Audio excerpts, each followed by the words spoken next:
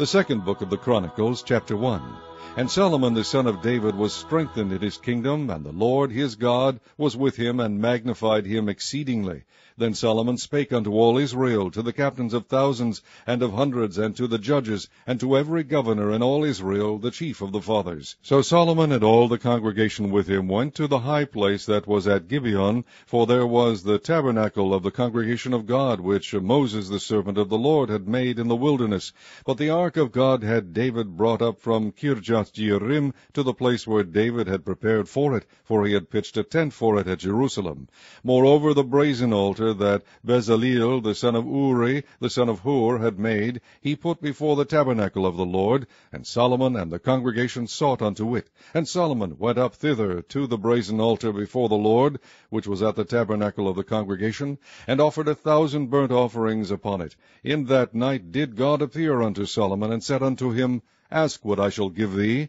And Solomon said unto God, Thou hast shewed great mercy unto David my father, and hast made me to reign in his stead. Now, O Lord God, let thy promise unto David my father be established, for thou hast made me king over a people like the dust of the earth in multitude. Give me now wisdom and knowledge, that I may go out and come in before this people, for who can judge this thy people that is so great?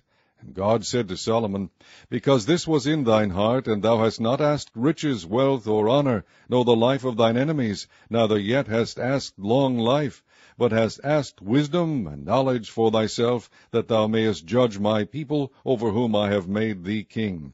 Wisdom and knowledge is granted unto thee, and I will give thee riches and wealth and honor, such as none of the kings have had that have been before thee, neither shall there any after thee have the like. Then Solomon came from his journey to the high place that was at Gibeon to Jerusalem, from before the tabernacle of the congregation, and reigned over Israel. And Solomon gathered chariots and horsemen, and he had 1,400 chariots and 12,000 horsemen, which he placed in the chariot cities, and with the king at Jerusalem. And the king made silver and gold at Jerusalem as plenteous as stones, and cedar trees made he as the sycamore trees that are in the vale for abundance. And Solomon had horses brought out of Egypt, and linen yarn. The king's merchants received the linen yarn at a price. And they fetched up and brought forth out of Egypt a chariot for 600 shekels of silver, and an horse for 150. And so brought they out horses for all the kings of the Hittites, and for the kings of Syria by their means.